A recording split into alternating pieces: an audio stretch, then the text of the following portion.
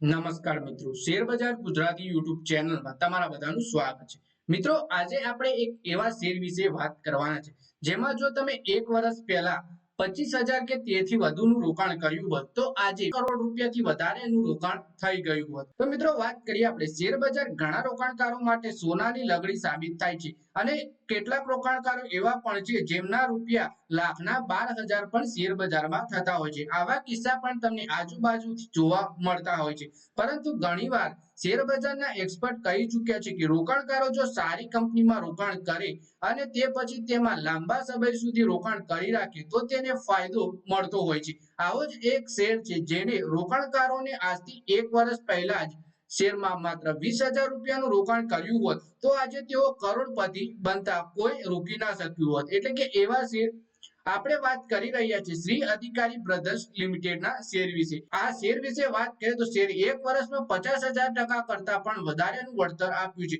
તો મિત્રો, કંપની છે શ્રી અધિકારી બ્રધર્સ લિમિટેડની અને 20,000 રૂપિયા સુધીનું રોકાણ એક વર્ષ પહેલા તમે કર્યું હોત તો અત્યારે તમે કરોડપતિ બની ગયા હોત. એક વર્ષમાં જ 50,000%થી પણ વધારેનું વળતર રોકાણકારોને કંપની આપ્યું છે. તો કંપની વિશે વધારે માહિતી આપણે ડિટેલમાં જોઈએ. આ શેરે આજથી એક વર્ષ પહેલા 4 સપ્ટેમ્બર 2023 ના રોજ 1 રૂપિયાની નાની ગોળી ચોકલેટના ભાવે મળતો હતો. આ તારીખે શેરની કિંમત 1 રૂપિયાની 45 પૈસા હતી, જે આજે 690 રૂપિયા ઉપર પહોંચી ગઈ છે. એટલે કે શેરે લગભગ 53,000% જેટલું વળતર આપ્યું છે. આમ જેણે શેરમાં 10,000 કે તેની આસપાસ રોકાણ કર્યું હોત તે આજે લાખોપતિ બની ગયા હોત. જો તમે એક વર્ષ પહેલા 25,000 રૂપિયાનું રોકાણ કર્યું હોત તો તમને આ કંપનીના 17,240 શેર મળ્યા હોત અને શુક્રવારે માર્કેટ બંધ થયું ત્યારે શેરની કિંમત 690 પર પહોંચી. તે પ્રમાણે તમારે 25,000 રૂપિયાના શેર 1,18,95,600 રૂપિયા થઈ ગયા હોત. સવા કરોડ રૂપિયાની આસપાસ તમારા 25,000 બની ગયા હોત.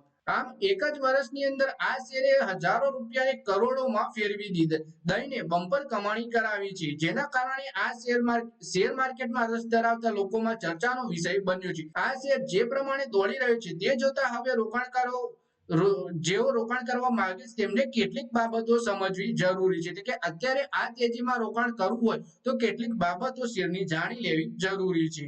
સારી બાબત એ છે કે જે પ્રમાણે શેર દોડી રહ્યો છે તેની સાથે કંપની પોતાના પર જે દેવું છે તે ઓગસ્ટ મહિનાના આંકડા પ્રમાણે દેવું ઓછું કરી દીધું છે. બીજી તરફ પ્રમોટર્સ તેમાં પોતાની ભાગીદારી વધારી રહ્યા છે, જે કંપની પ્રત્યે તેમનો વિશ્વાસ દર્શાવી રહ્યા છે. એટલે કે પ્રમોટર જો પોતાની કંપનીમાં ભાગીદારી વધારી રહ્યા હોય તો કંપનીના માલિકને પણ કંપની ઉપર વિશ્વાસ વધતો જતો હોય છે.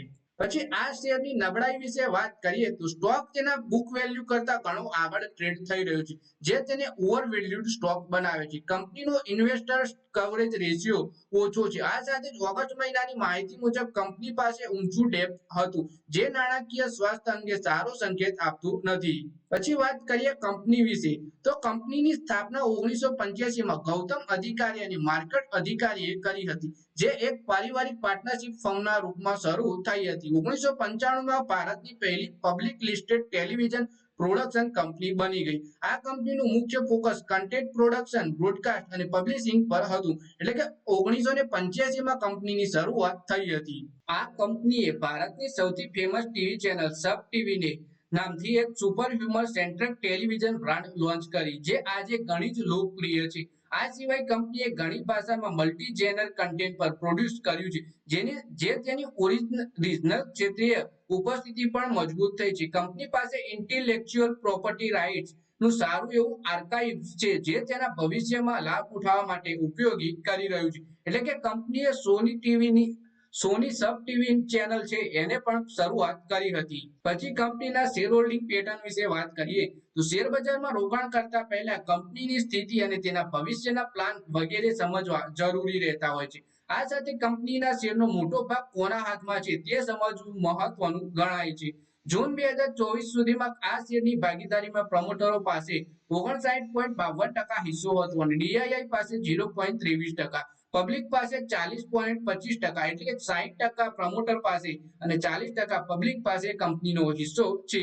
તો મિત્રો આ વિડીયોમાં વાત કરીએ આપણે શ્રી અધિકારી બ્રધર્સ ટેલિવિઝનના શેર વિશે, જેમાં 1 વર્ષ પહેલા જો તમે 25,000 રૂપિયાની આસપાસ રોકાણ કર્યું હોત તો અત્યારે એ રોકાણ 1 કરોડ રૂપિયાથી વધારે બની ગયું હોત. પણ જો તમે આવા કોઈ શેરમાં રોકાણ કરો તો પહેલા કંપનીની પૂરેપૂરી ડિટેલ જોઈ લેવી. કંપની શું કરે છે, કંપનીના પ્રમોટર કોણ છે, કંપનીમાંથી દેવું કેટલું છે અને કંપનીના ભવિષ્યના પ્લાન કયા છે, એ જોઈને જ આવા પેની શેરમાં થોડું થોડું રોકાણ કરવું. એક સાથે તમે લાખ 2 લાખ ના રોકી શકો, કેમ કે ગમે ત્યારે આ શેર ડૂબી જતા હોય છે તો તમારું રોકાણ પણ ડૂબી જાય. એટલે કે સમજી વિચારીને જ આવા પેની શેરમાં થોડું થોડું રોકાણ કરવું. તો મિત્રો આ વિડીયોમાં બસ આટલું જ. હવે મળીએ આવનારા વિડીયોમાં. ત્યાં સુધી વિડીયોમાં લાઈક કરો, કોમેન્ટ કરો અને વિડીયો પોતાના મિત્રો સાથે ફેસબુક, ઇન્સ્ટાગ્રામ, વોટ્સએપ બધી જગ્યાએ શેર કરો. શેર બજારની આવી જ માહિતી ગુજરાતીમાં જોવા માટે તમે ચેનલને સબસ્ક્રાઇબ કરી ઘંટડી દબાવી દેજો.